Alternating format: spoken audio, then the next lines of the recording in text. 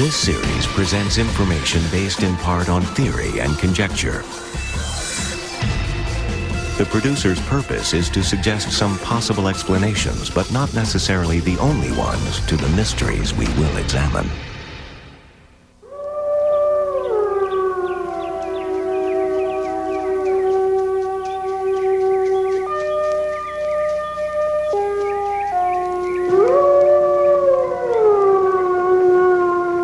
Ancient legends tell of abandoned children reared in the wild by wolves, apes, or other beasts.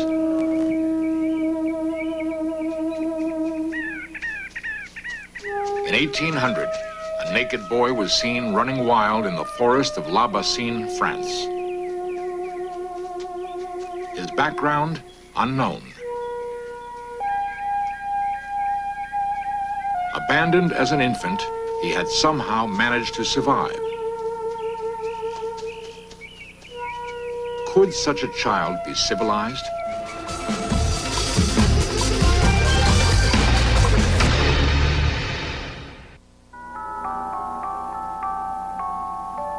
Rome, the busy center of modern Italy, still clings with pride to its heritage as the Eternal City. Even its name has a romantic origin. Legend tells us that Romulus and Remus, the founders of ancient Rome, were suckled by a wolf mother. Notions such as this do not begin and end in ancient Rome, but continue throughout history. Many people believe it is possible for human children to be raised by other animals. We observe the movements and interaction of the great apes and see mirror images of our own behavior.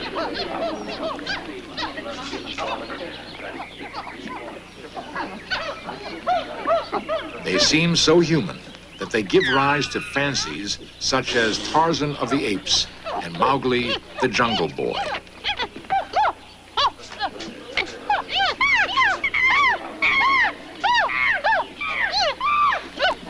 Yet, even though apes appear humanoid, they can be ferocious killers, more likely to devour a Tarzan than to befriend him. Many biologists believe these animals would certainly not raise a helpless infant. How much truth is there to stories of wild children, and how close is the Hollywood image to reality? What happens if a child is raised completely devoid of human contact? In this century alone, there are at least 20 photographed cases of children who have lived with animals in their social structure. This is Issa, the monkey boy of Ceylon. Found in 1973, he was reportedly abandoned by his family. This little boy was found scrambling up a tree with a family of apes in the desolate grasslands of Burundi, Africa. In Syria, this boy was captured running with gazelles. His captors, riding in a jeep, claim they clocked his speed at 50 miles per hour. Why he was exiled, no one knows. Why have these particular children either been abandoned by their families or expelled from society? Many authenticated cases of wild children involve youngsters with some physical deformity. There are societies which see physical deformities as being proof of being possessed by evil spirits. These deformed youngsters then often are killed or, as we have seen, cast out. A plastic surgeon from Glasgow, Scotland, rescued the so-called Jungle Boy of Peru. The newspapers sensationalized the story of the child and Dr. Ian Jackson. It's very difficult to find out what the true story was. We have been in Peru subsequent to him coming here, and we've tried very hard to find out how he eventually got to the Children's Hospital in Lima. As far as we can make out, he was suffering from some kind of illness which was slowly destroying the middle of his face. I presume he lived in the jungle. Again, we really don't know about this. He was taken to a mission hospital or a mission camp, and the missionary said that they couldn't do anything for him. Dr. Jackson adopted the boy and brought him to Scotland, where with a program of surgery, he is gradually rebuilding the boy's face and helping the boy adapt to his new life. Shamdev, an Indian boy who growls, is believed to have been brought up by a pack of wolves. In India, there is a long tradition of wolf children. These photographs were taken in the 1920s by the Reverend Singh. He claimed that these two girls, Amala and Kamala, had been kept alive by wolves.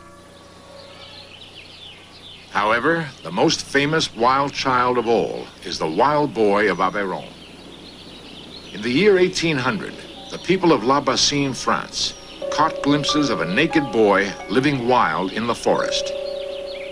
He looked about 10 years old, but nobody knew anything about his past. Where had he come from? Had he been abandoned? How had he managed to survive?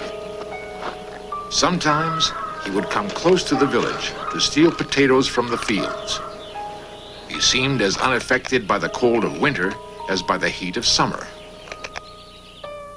Captured, he was placed in the care of the National Institute for the Deaf and Dumb in Paris. For much of the time, the wild boy seemed totally apathetic, but occasionally there were strange outbursts of emotion.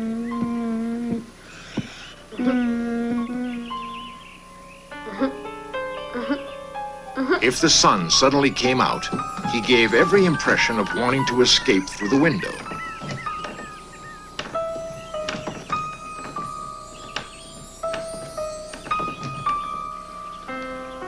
Parisians had expected him to be the epitome of their concept of the noble savage, much like our modern-day Tarzan. The reality was disillusioning. The authorities quickly classified him as a congenital idiot, and the public lost interest. There was one consultant at the Institute, Jean Itard, who believed that possibly the boy's apparent idiocy was only due to his lack of contact with other human beings.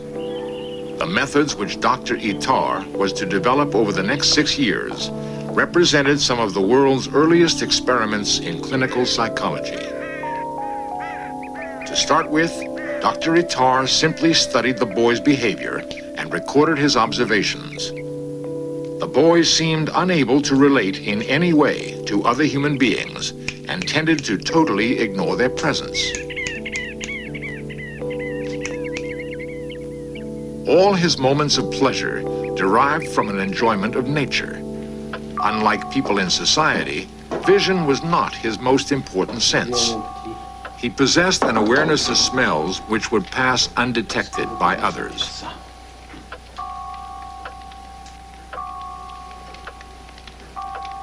He appeared to make no distinction between pleasant smells and foul ones.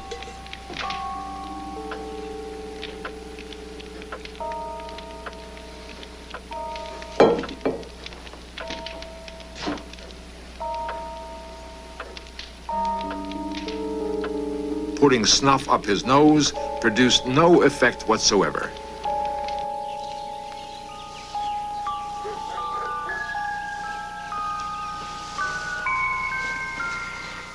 He was unable to recognize his own reflection.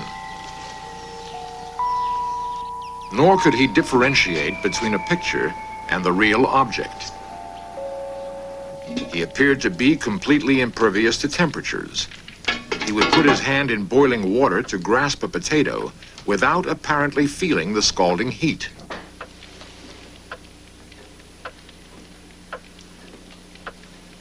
He gave the impression of deafness. An unexpected loud noise produced no effect. But Itard found the slight sound of a walnut being cracked caused an instant reaction.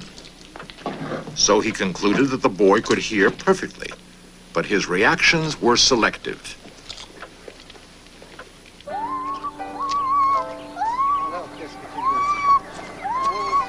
Long months of patient care went by, and slowly, change began to take place. The boy became cleaner and tidier, learning to dress himself. For the first time in his life, he learned to play, and although he could not speak, he now had a motive for wanting to make himself understood. At this late stage in his life, he was beginning the childhood which the severity of his existence in the wild had denied him. He was discovering his imagination.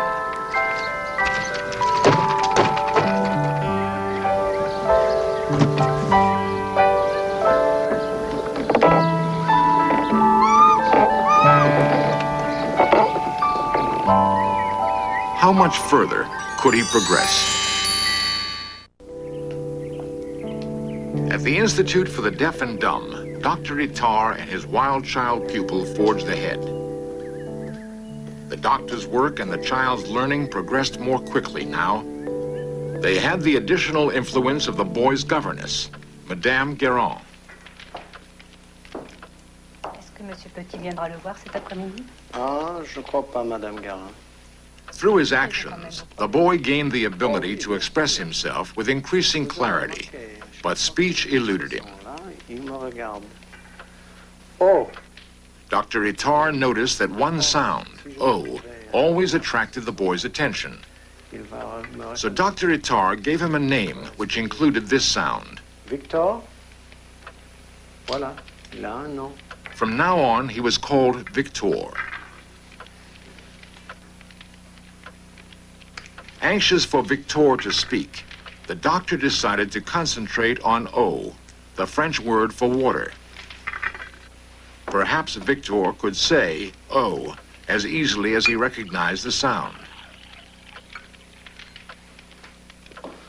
Oh! Oh! Oh!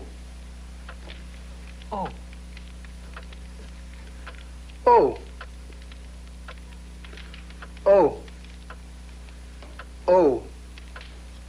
Oh. Oh! Oh! Oh! Oh! Oh! Oh. Oh! Oh! Oh! Oh!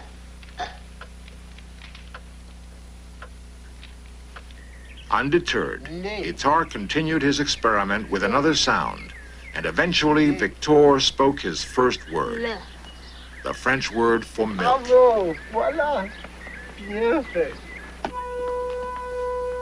Next, Itar set about teaching Victor to recognize symbols, first by matching objects to drawings,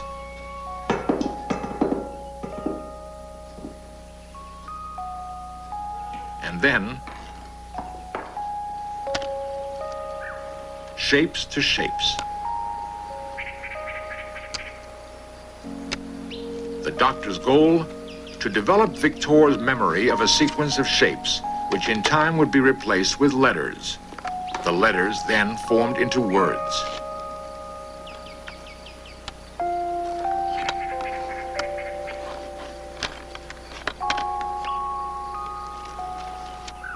To Victor, these exercises seemed pointless and boring. He could not appreciate the goals Dr. Itar had set, and now the learning had ceased to be fun. As the tasks became more complex, he became increasingly difficult and frustrated. Had Itar's revolutionary experiments reached their limit? Did Victor's learning abilities have boundaries the doctor could not trespass? Itar persisted, and slowly, Victor began to recognize words.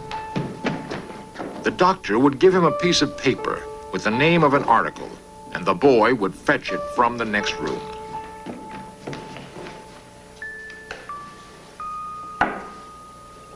Dr. Itar then took the experiment one stage further. He locked the door to the room.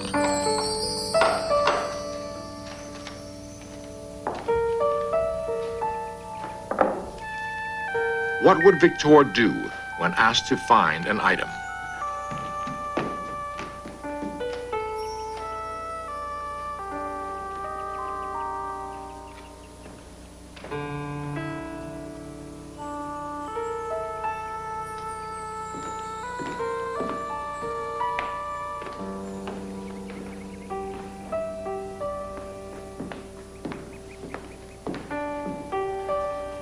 Although similar objects were in the room with them, Victor ignored them.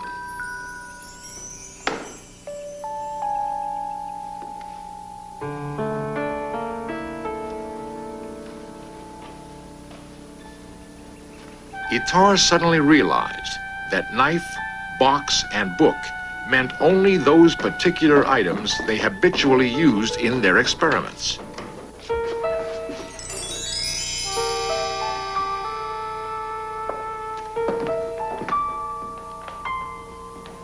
So Itard had to explain that a book was any book.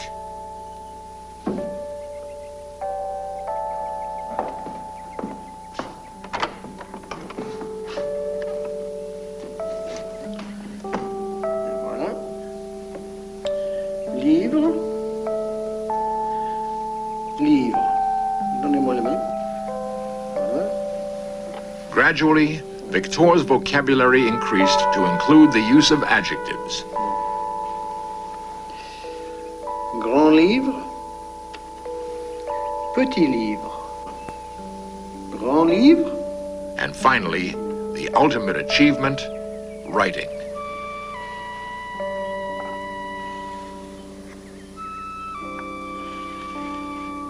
Victor never learned to speak more than a few words, but he could write his needs.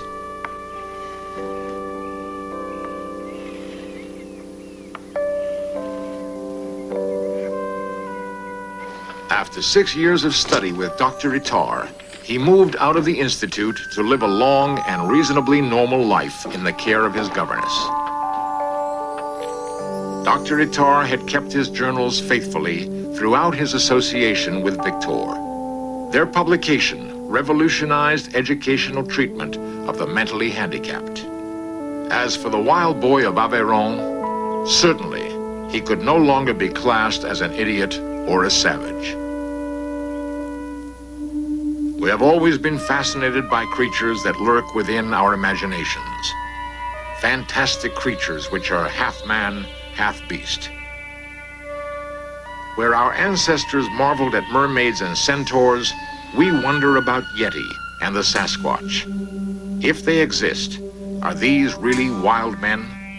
Have they perhaps been reared by animal parents? Is it credible that a ferocious beast would actually suckle a man cub and defend it against other animals? For one answer, we went to a remote part of the Scottish Highlands, where one man has devoted his life to the study of wolves and their behavior. Ian Brodie. To my mind, it's quite possible that particularly a bitch who's lost a litter may well respond favorably to the cries of a human infant. That's not necessarily conclusive that she would do so, but it does suggest it's possible. It is man's oldest friend, after all. It's also our oldest enemy. So we brought it into the house. It's quite likely a reverse adoption could take place.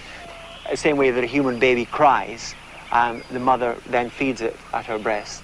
Well, if the child cries and the wolf is prepared to allow it to suckle, then the cry is satisfied. No more cry, no more problems. So the wolf, I think man and wolf, being two social animals, get on very well together. I think this is highly unlikely, and the reason I say this is that the human infant is the poorest of all survivors. Therefore, if a child is abandoned as an infant, there is no doubt that that child will probably die or be killed by predators, particularly in a wild area of country. And I think what happens, if a child is going to survive, then he probably is older, he finds some way of surviving for himself. And because of that, he naturally becomes wild. He's got to steal. He's got to kill if necessary. He's got to keep himself warm. He's got to hide away from other wild animals. And so it's simply a striving for survival that will condition his behavior. But I really can't imagine that these children have been brought up by animals.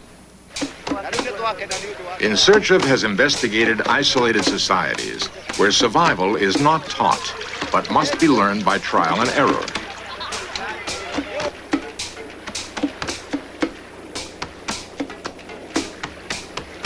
These children may be a link to the totally isolated wild children who had only animals to use as examples.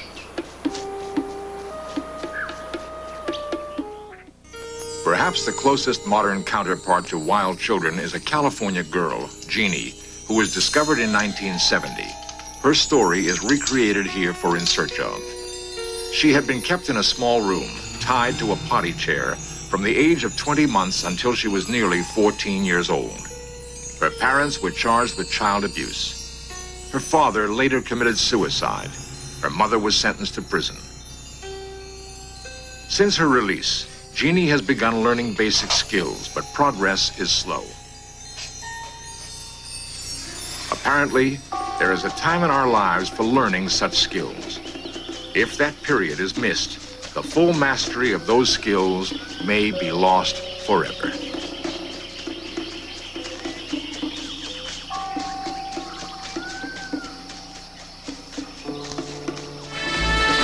Coming up next, 1 Week in Time holds an amazing wealth of history as This Week in History takes a look at the opening of the Panama Canal, VJ Day, and other extraordinary events. Then Weapons at War dives into combat with the U-boat wolf packs of Hitler's war machine. And later tonight, from the orgies of Dionysus to the Branch Davidians,